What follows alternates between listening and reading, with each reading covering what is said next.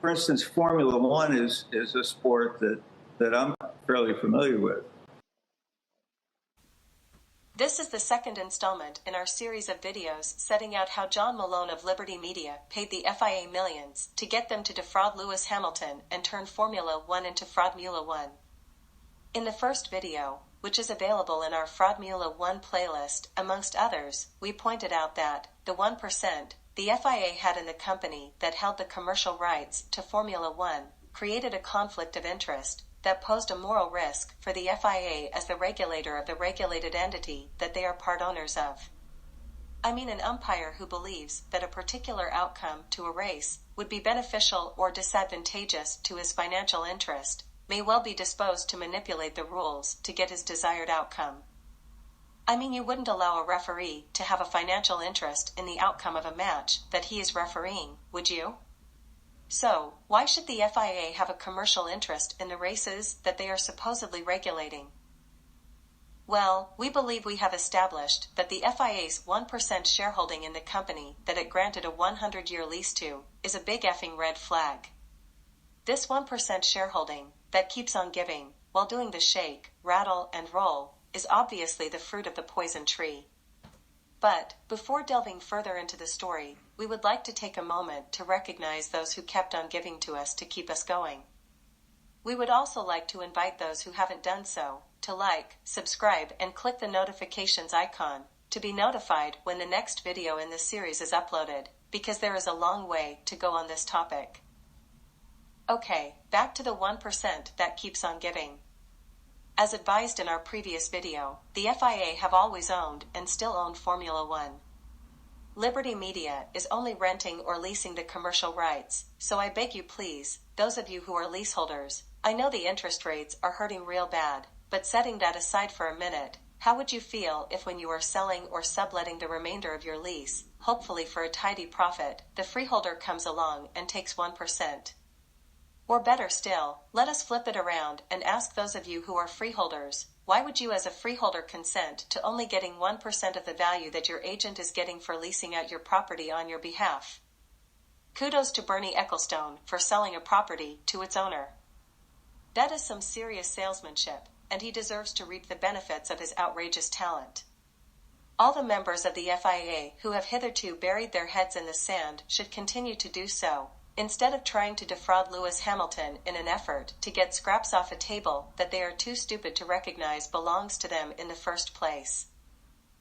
So, sorry to keep digressing, but let us return to the topic of this video by putting forward some answers to our earlier questions about the freeholder's dilemma and see what you think. Perhaps, just maybe, the freeholder's agent who negotiated the deal with the leaseholder understood that the freeholder had no concept of the value of the property because it had never been valued before, so they structured a deal that would allow them to insert a vehicle between the freeholder and the leaseholder. The agent thus transformed into a reseller. In the beginning, the FIA got 50% of the commercial revenue, without any shareholding in the commercial rights holder, apparently.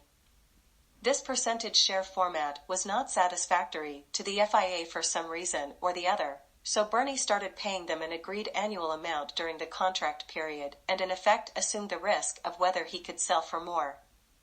We don't quite know how the 1% came to be, and if anyone does, please let us know. In any event, somewhere along the line, the FIA was granted 1%, which we presume would be in addition to the fee they were already collecting, simply because it would be crazy for the person who was getting 50% to end up with just 1%, right? It appears to us that when the initial deal was struck, there was some uncertainty about the commercial potential of the sport, but after Bernie turned it into the global spectacle that it is now, the FIA wanted a bigger return and the 1% was introduced to keep them sweet. Again, if anyone has their own take on this, or some inside knowledge, please put it in the comments section below. Anyway, for whatever reason, the FIA had a 1% shareholding in the commercial rights holder, prior to the sale to Liberty Media. It is important to note that the moral risk which was introduced with the 1% stayed latent until Liberty Media came along and publicly orchestrated the biggest scandal ever in the history of sports. This flagged up to us that something was seriously amiss, and caused us to delve deeper into the matter. Once we uncovered the 1%, we started to follow the trail, and the more we looked, the worse it got. How, I hear you ask? Well, this is how. It has been reported that Liberty Media bought 100% of the company that held the commercial rights to Formula One.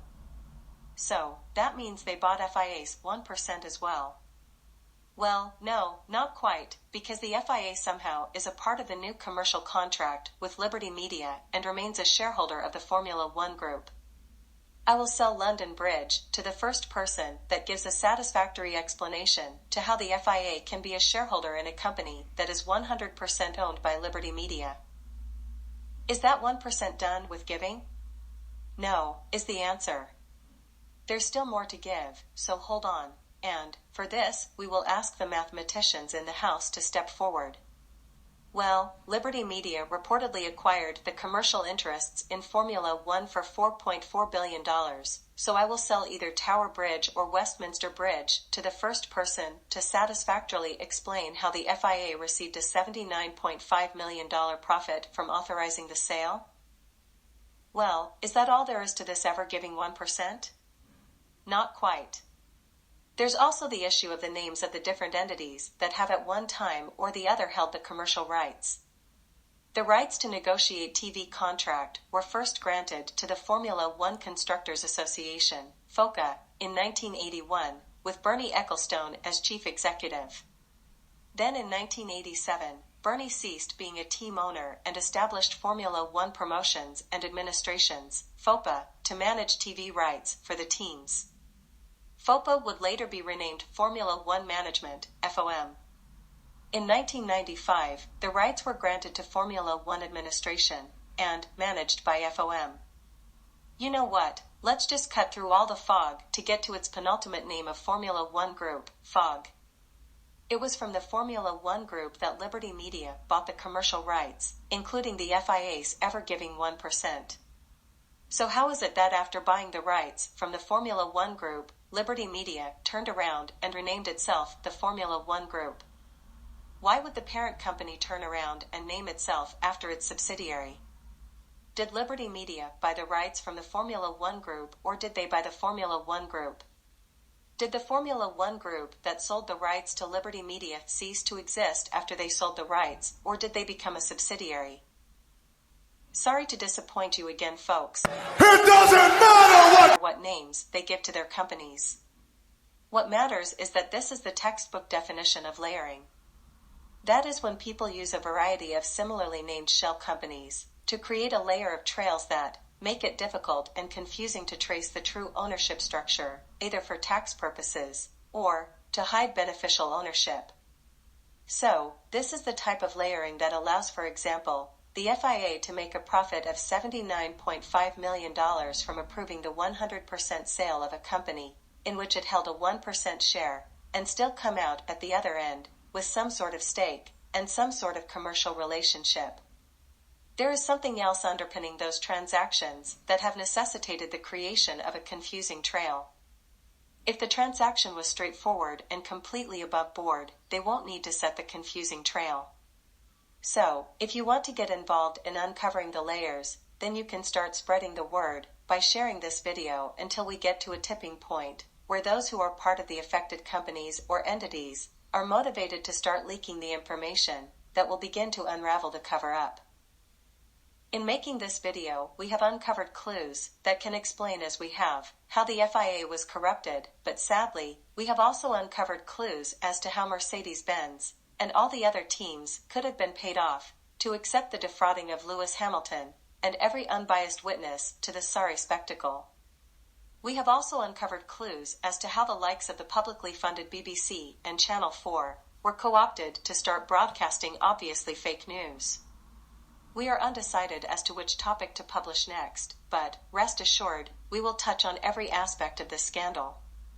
These people are relying on public apathy to perpetrate their crimes in public, and if you become engaged, they will have no choice but to disengage. Thank you for your continued support, and we promise to stay in the battle. For instance, Formula One is a sport that I'm fairly familiar with.